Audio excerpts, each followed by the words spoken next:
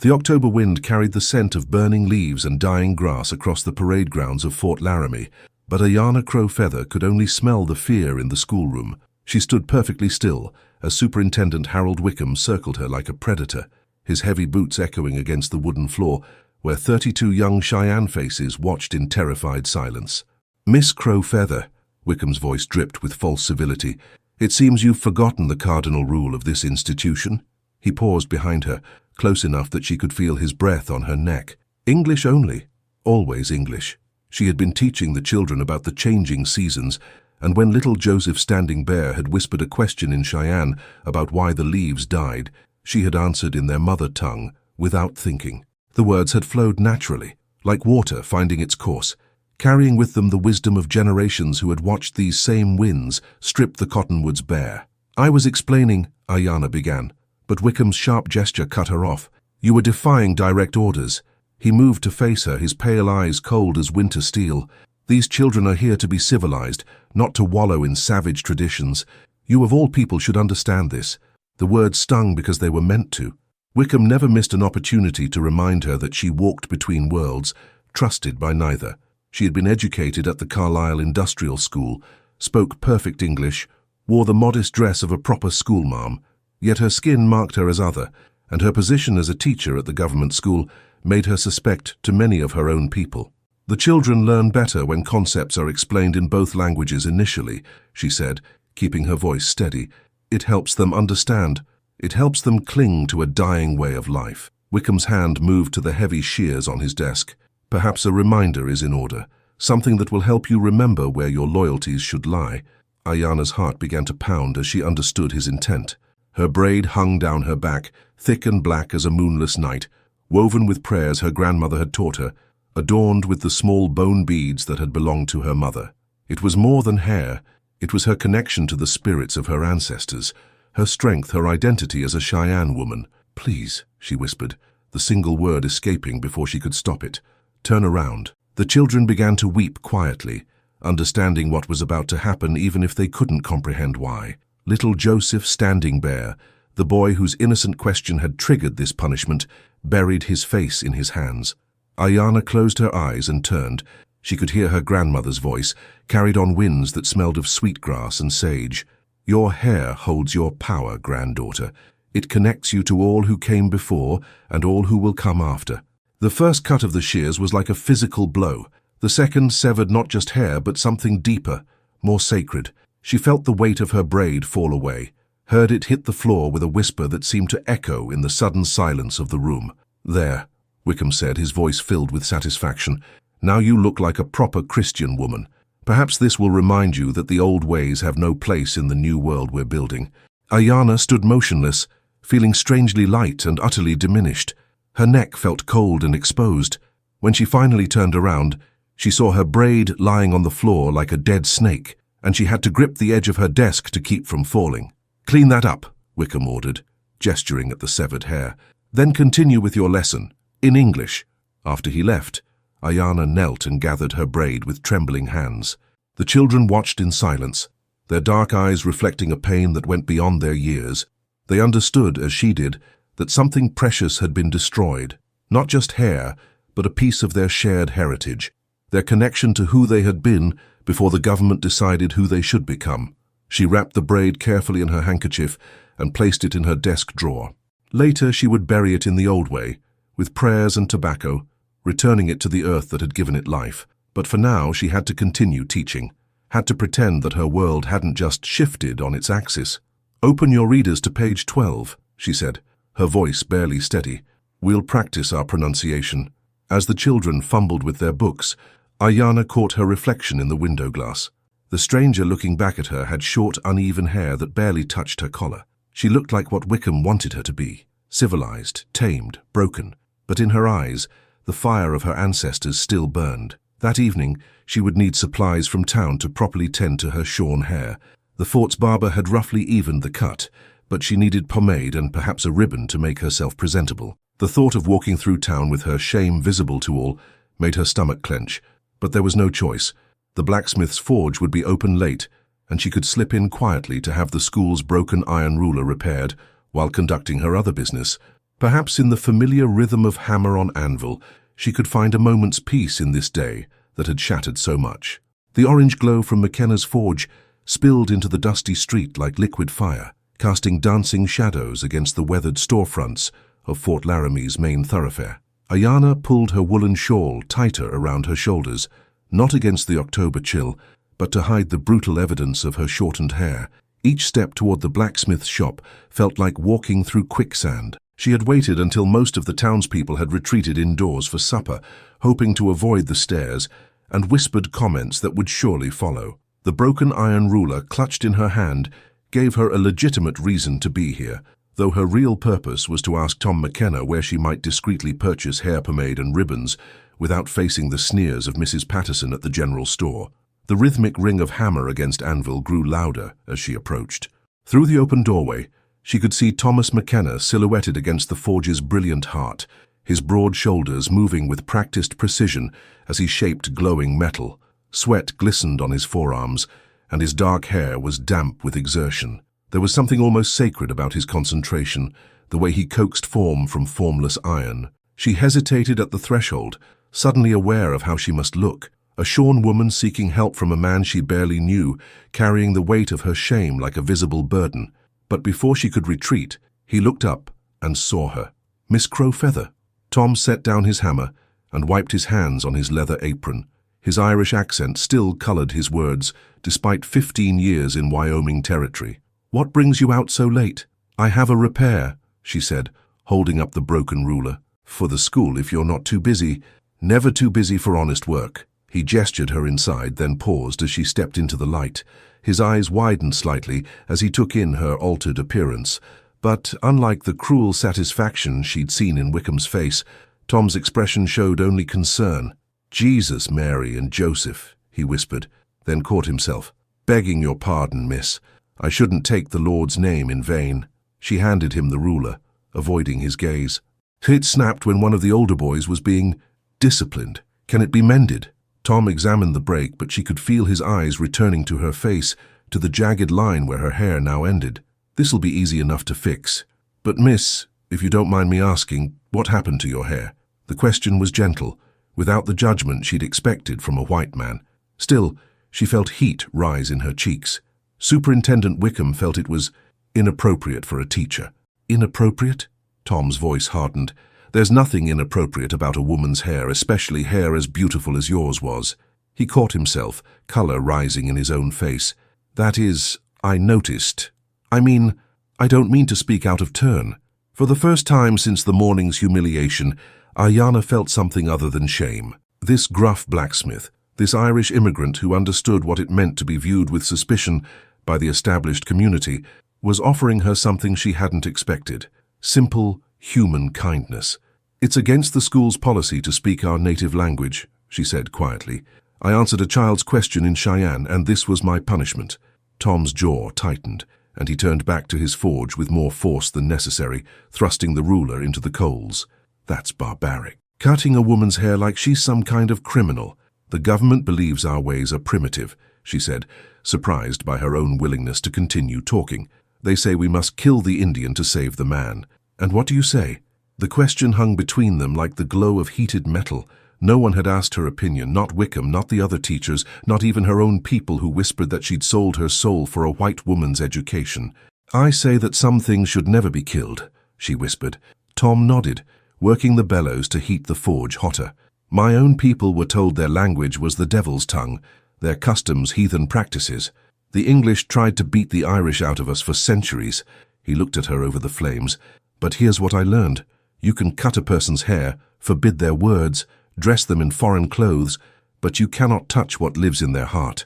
That belongs to them alone." As he worked on the ruler, bending and shaping the metal with surprising delicacy for such large hands, Aiyana found herself studying his face. There were lines around his eyes that spoke of grief. She'd heard whispers that he'd lost his wife 2 years ago in childbirth along with the baby. His beard was neatly trimmed, his clothes clean despite the nature of his work. He was a man who took pride in small things, who found dignity in honest labor. "There," he said, quenching the mended ruler in a bucket of water. Steam hissed and rose between them. "Good as new. Better, even. The joint will be stronger than the original metal." She reached for her small purse, but he waved her away. "No charge for such a simple repair. I insist on paying. Then pay me with a favor. Let me make you something." She tilted her head, puzzled. "What sort of something?" Tom moved to a wooden box in the corner and withdrew several thin strips of silver, holding them up to catch the firelight. "Hair combs. Not to replace what was taken, nothing could do that, but to help you feel, well, to help you feel like yourself again." The offer was so unexpected, so genuinely kind, that for a moment she couldn't speak. "You would do that, for me?" "I would be honored to do that for you." He set the silver on his workbench. "These belong to my Margaret. She brought them from County Cork, said they were her grandmother's. She'd want them to serve a good purpose." Aiyana stared at the precious metal, understanding the magnitude of what he was offering. To give her his dead wife's silver, to spend his own time and skill creating something beautiful from something that had been destroyed, it was more than kindness. It was recognition of her worth as a person, as a woman who deserved beauty in her life, despite the ugliness that had been forced upon her. "I cannot accept such a gift," she said, though her heart yearned to say yes. "It's not charity," Tom said firmly. It's what neighbors do for neighbors. What people do when they recognize something decent in each other." The forge crackled and sparked, and somewhere in the distance, a coyote called to its pack. Aiyana stood in the circle of warm light, feeling for the first time in months that she was not entirely alone in the world. "If you're certain," she said finally. "I'm certain." Tom's smile transformed his weathered face. "Come back in 3 days. I'll have them ready." As she walked back through the darkened streets toward her small room behind the schoolhouse, Aiyana touched the uneven ends of her hair and thought about silver combs, about kindness from unexpected sources, and about the possibility that even in this harsh territory, where people were judged by the color of their skin and the language they spoke, human decency could still find a way to flourish. 3 days later, Aiyana approached McKenna's forge with a mixture of anticipation and trepidation. The October air had turned sharp, promising an early winter, and her breath formed small clouds as she walked. She had chosen her path carefully, avoiding the main street where the town's gossips congregated outside Patterson's general store like crows on a fence, but her caution proved insufficient. As she turned the corner toward the forge, she nearly collided with Mrs. Eleanor Patterson herself, the storekeeper's wife whose tongue was sharper than any blade Tom McKenna had ever forged. "Well, well," Mrs. Patterson said, her pale eyes taking in Aiyana's shortened hair with obvious satisfaction. "If it isn't the school, Mom. I heard about your styling. Quite an improvement, I'd say." Aiyana kept her expression neutral, though her hands clenched beneath her shawl. "Good afternoon, Mrs. Patterson. Heading to see our Irish friend again, are we?" The woman's voice carried the particular venom reserved for those she considered beneath her station. "That's twice in 3 days by my count. People are beginning to talk." "I have business at the forge," Aiyana replied evenly. "Oh, I'm sure you do." Mrs. Patterson's smile was cold as January ice. "Just remember, girl, some lines shouldn't be crossed. This town has its ways, and we don't take kindly to those who forget their place." The threat hung in the air like smoke from a bad fire. Aiyana had lived with such warnings her entire adult life, but they still had the power to make her stomach knot with anxiety. She nodded curtly and continued toward the forge, feeling Mrs. Patterson's gaze boring into her back like a physical weight. The familiar ring of hammer on anvil greeted her as she approached, but Tom's usual rhythm seemed off, more aggressive than usual. When she entered the circle of firelight, she saw why. His left eye was swollen nearly shut and dried blood crusted the corner of his mouth. "Mr. McKenna!" She rushed forward without thinking, her teacher's instincts taking over. "What happened to you?" Tom looked up from his work, attempting a smile that turned into a wince. "Just a small disagreement with some of the local boys. Nothing to concern yourself about." "This is about me, isn't it?" The realization hit her like a physical blow. "About my visits here. Now don't go blaming yourself." Tom set down his hammer and moved to a cloth-wrapped bundle on his workbench. "Some men in this town have too much time and too little sense. They'll find any excuse for trouble." But Aiyana could read the truth in his careful movements, the way he favored his left side. Someone had beaten him because he'd shown kindness to an Indian woman. The knowledge settled in her chest like a stone. "I shouldn't have come," she said, backing toward the door. "I shouldn't have involved you in my troubles." "Aiyana." The sound of her first name stopped her cold. He'd never used it before, had always maintained the proper distance of Miss Crow Feather. Don't you dare let those ignorant fools win. Don't you dare let them make you ashamed of seeking a little human kindness. He unwrapped the bundle with gentle hands, revealing 2 exquisite silver hair combs. The metal had been worked into delicate patterns that seemed to flow like water, like wind through grass. Each tine was perfectly formed, and the decorative tops bore designs that somehow managed to honor both Irish knotwork and the flowing lines she recognized from her own people's beadwork. "They're beautiful," she whispered, moving closer despite her fear. "But I can't." "You can and you will." Tom's voice was firm but gentle. "I've been working with metal for 20 years, and I've never made anything finer. They deserve to be worn by someone who understands their worth." She reached out tentatively, her fingers barely brushing the silver. It was warm from the forge's heat, smooth as river stones. "Someone hurt you because of me. Someone hurt me because they're cowards who strike out at what they don't understand." Tom lifted one of the combs, holding it up to catch the firelight.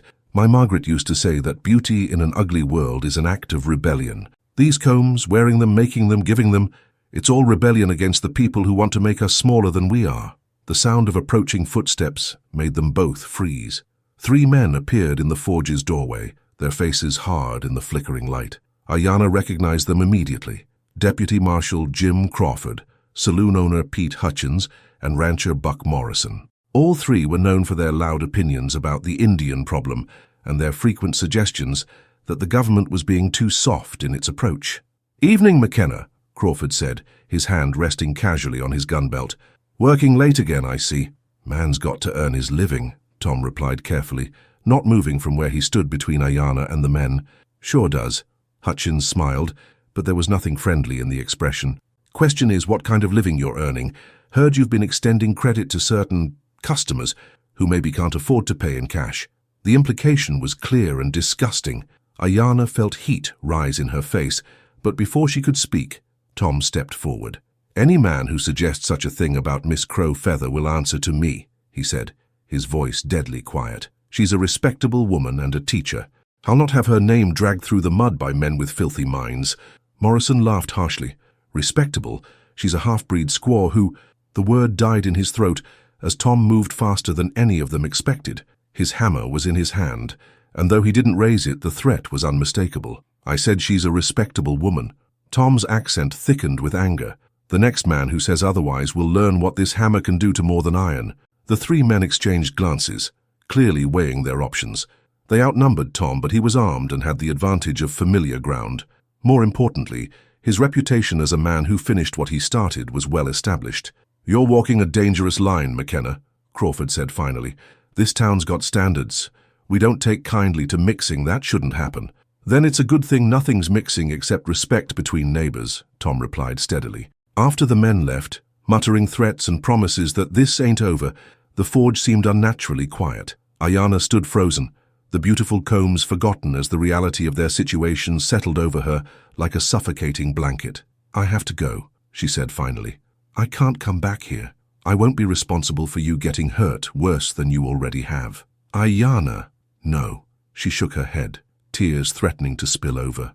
"They'll kill you if they believe we're— I won't have your blood on my hands." She turned toward the door, but Tom's voice stopped her one last time. "Take the combs." She looked back to find him holding them out to her, his battered face determined despite the pain it must have caused him.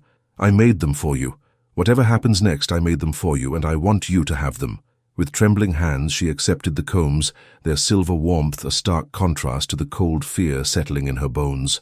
Outside, she could hear the 3 men's voices carrying on the night air, making plans, building towards something that would force her to choose between her safety and his. As she slipped away into the darkness, the combs hidden beneath her shawl, Aiyana realized that kindness in a cruel world came with a price that might be higher than either of them was prepared to pay. The silver combs gleamed in the lamplight as Aiyana carefully arranged them in her shortened hair. 2 weeks had passed since the confrontation at the forge, 2 weeks of stolen glances across the schoolyard when Tom delivered supplies to the fort, 2 weeks of pretending that the growing warmth between them didn't exist. But tonight, as she prepared for the monthly community meeting at the church, she couldn't bring herself to leave them hidden in her dresser drawer. The meeting was mandatory for all fort personnel, including teachers. Superintendent Wickham had made it clear that her attendance was not optional. Despite the hostile stares, and whispered comments she knew awaited her. The recent increase in Cheyenne raids along the Bozeman Trail had the entire territory on edge, and tensions between the fort and the town had reached a fever pitch. As she walked through the crisp November evening, the combs caught the moonlight like captured stars. She had practiced walking with them, learned how they felt secure in her hair despite its unfamiliar shortness. They made her feel like herself again, like the woman she had been before Wickham's shears had tried to cut away her identity. The church was packed, the air thick with tobacco smoke and nervous tension. Aiyana took her usual seat in the back, acutely aware of the way conversations died as she passed. Mrs. Patterson's voice carried clearly from the front pew. Shame how some people don't know their proper place anymore. Tom was there, she noticed, with a mixture of relief and apprehension. He sat with the other tradesmen in the middle section, his healing face visible in profile. Their eyes met briefly across the crowded room, and she saw him notice the combs. His slight smile was worth all the hostile stares from the women around her. Deputy Marshal Crawford stood to address the crowd, his face grim in the lamplight. Folks, we've got ourselves a situation. 3 more homesteads hit this week, livestock stolen, buildings burned. The Cheyenne are getting bolder, and the armies stretched thin trying to protect all the settlements. A murmur of fear and anger rippled through the crowd. Aiyana's stomach clenched as she recognized the familiar pattern. Whenever tensions rose, the white community's suspicion of all Indians intensified, regardless of their circumstances or loyalties. Now, we all know there are some among us who might have divided loyalties, Crawford continued, his gaze pointedly finding Aiyana. Information about our defenses, our patrol schedules, our weaknesses, information that could be reaching the wrong ears. Are you suggesting that Miss Crow Feather is a spy? The voice came from an unexpected source, Tom McKenna rising from his seat with controlled anger. Because if you are, you'd better have proof to back such an accusation. The church fell silent except for the creak of wooden pews as people turned to stare. Aiyana wanted to disappear, to sink through the floor rather than be the center of this confrontation. I'm not suggesting anything, McKenna, Crawford replied smoothly. Just stating facts. Raids have increased since certain people started teaching at our school, having access to military information. Miss Crow Feather teaches children their letters and numbers, Tom shot back. She's no more a spy than my dead grandmother. Is that so? Buck Morrison stood up from his place near the front. Then explain this. He held up a piece of paper. Found this nailed to the church door this morning, written in Indian script, talking about resistance and freedom. Seems like someone's been spreading seditious ideas. Aiyana's blood ran cold as she recognized her own handwriting, a poem she'd written in Cheyenne, expressing her grief and anger over the destruction of her braid and what it represented. She had thought it safely hidden in her room, but somehow it had been stolen and translated. I can read it, she said quietly, standing despite the trembling in her legs. It's not seditious. It's personal. Personal? Morrison laughed harshly. Let me read the translation for everyone. They cut away my strength, thinking to make me weak, but the earth remembers what grows from her, and the wind carries the songs they try to silence. The old ways sleep, but do not die, waiting for the day when the spirits call us home. The words, beautiful in Cheyenne, sounded ominous and threatening in Morrison's harsh English. Aiyana could see the effect they had on the crowd, fear turning to anger, suspicion hardening into certainty. That's the writing of someone planning insurrection, Crawford declared. Someone who's been in contact with the hostiles, feeding them information about our movements. That's the writing of a woman mourning what was taken from her, Tom said, his voice carrying clearly through the church. Any fool with half a brain can see the difference. And how would you know, McKenna? Mrs. Patterson's voice was sharp with malicious satisfaction. Unless you've been having private conversations with our teacher here, unless you've been getting more intimate with the enemy than is proper. The accusation hung in the air like a physical blow. Aiyana saw Tom's face flush with anger, saw his hands clench into fists. She had to stop this before it went further, before his defense of her honor cost him everything. The poem is mine, she said, her voice somehow steady despite the chaos in her heart. I wrote it after my hair was cut. It expresses my feelings about losing a part of my cultural identity. Nothing more. Cultural identity. Wickham had been silent until now, but his voice cut through the crowd like a blade. You mean savage practices that have no place in civilized society, practices that poison the minds of the children in your care. Teaching children to be ashamed of where they come from isn't civilization, Tom said, unable to stay silent. It's cruelty, plain and simple. The crowd erupted. Voices rose in anger and accusation, some defending Aiyana's right to her heritage, others demanding her immediate dismissal or worse. Through the chaos, she heard the words that would haunt her dreams. Spy, traitor, half-breed whore. But it was Morrison's next words that struck like lightning. I say we settle this the old-fashioned way. Run her out of town on a rail, and anyone who stands with her can join her. The threat was unmistakable. Aiyana looked at Tom and saw the moment he understood what defending her would cost him. His business, his place in the community, possibly his life. She couldn't let him pay that price. I'll resign, she said, her voice cutting through the noise. I'll leave the fort and the territory. There's no need for violence. Aiyana, no. Tom started toward her, but Crawford's hand on his gun stopped him cold. Now that's what I call sensible, Morrison said with satisfaction. Pack your things, squaw. Be gone by morning or we'll help you along. As the crowd began to disperse, muttering approval and making threats, Aiyana walked toward the door with her head held high. She would not give them the satisfaction of seeing her break. But at the doorway she paused and looked back at Tom, memorizing his face, the way the lamplight caught the silver threads in his dark hair. He was watching her with an expression of desperate determination that made her heart break all over again, because she knew, with the certainty of winter following autumn, that he would not let her face this alone, and that his loyalty would destroy them both. Outside, the November wind cut through her shawl like ice, but it was nothing compared to the cold certainty settling in her chest. By tomorrow night, she would be gone from this place, carrying with her the memory of unexpected kindness and the weight of knowing that sometimes love was not enough to overcome the hatred of the world. Dawn came grey and bitter to Fort Laramie, carrying the promise of the season's first snow. Aiyana had spent the night packing her few belongings, her hands moving automatically, while her mind churned with plans and fears. The silver combs sat on her dresser, catching what little light filtered through her small window. She had decided to leave them behind.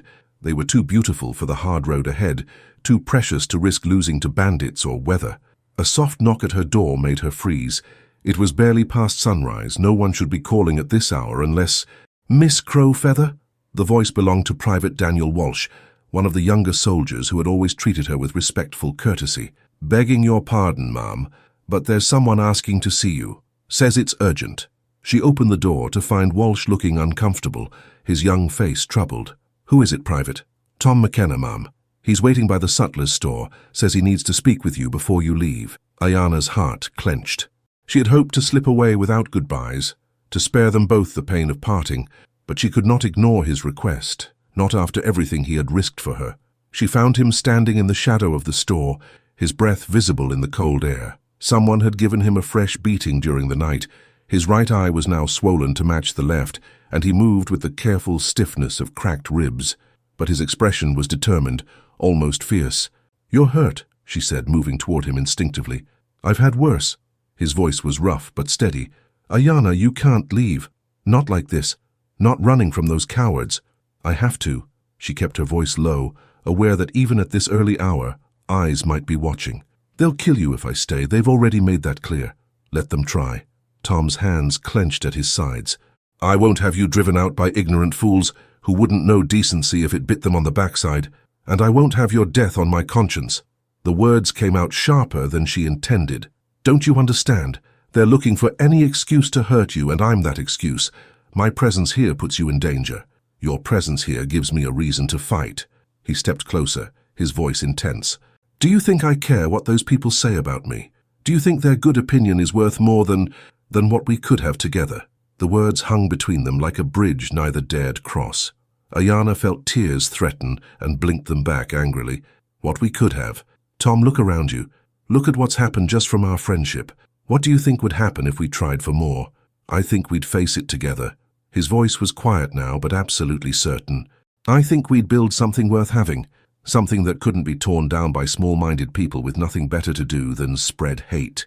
Before she could respond, the sound of approaching horses made them both turn. A group of riders was coming up the main road from town.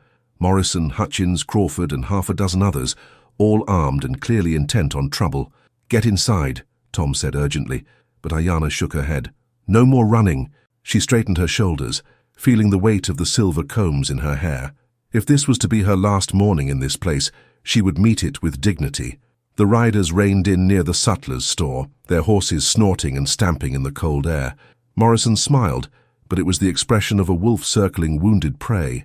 Well, well, looks like we don't have to hunt you down after all, squaw, though I'm surprised to see you've got company for your farewell. Miss Crow Feather is leaving peacefully, Tom said, stepping slightly forward. There's no need for threats or violence. Oh, but there is. Crawford dismounted, his hand resting on his gun.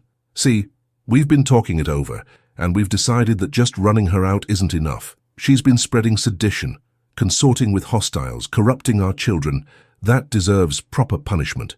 And you, McKenna, Morrison added, swinging down from his horse, you've been helping her, harboring a spy, giving aid and comfort to the enemy. That's treason in my book. The circle of men began to close around them, and Aiyana felt the familiar taste of fear in her mouth. But alongside the fear was something else, a cold anger that started in her chest and spread outward like fire. You want to punish me for teaching children to read? She said, her voice carrying clearly in the morning air. For showing them kindness when the world offers them only cruelty, for refusing to be ashamed of who I am. We want to punish you for being a dirty Indian spy, Hutchins snarled, pulling a length of rope from his saddle. And we want to teach every other redskin in the territory what happens to traitors. That was when Tom moved. Despite his injuries, despite being outnumbered 6-1, he stepped directly between Aiyana and the advancing men. You'll have to go through me first. The words were simple, but they carried the weight of absolute conviction. Aiyana saw Morrison's hand drop to his gun, saw the other men spread out to surround them, and knew that this was the moment when everything would be decided. Tom, please, she started, but he cut her off without looking back. I said you'll go through me first. Any man who wants to hurt her answers to me. The standoff stretched taut as a bowstring. Then, from behind them, came the sound of boots on wooden planks. Superintendent Wickham emerged from the administration building, flanked by 2 soldiers. What's the meaning of this disturbance? He demanded, though his tone suggested he knew exactly what was happening. Just cleaning up some mess you should have handled yourself, Wickham, Morrison replied. Getting rid of your pet Indian and her boyfriend. Wickham's pale eyes moved from Tom to Aiyana, taking in their defensive positions, the circle of armed men, the rope in Hutchins' hands. For a moment she thought he might actually intervene. Then his expression hardened. Miss Crow Feather's employment has been terminated, he said coldly. She has until noon to vacate fort property.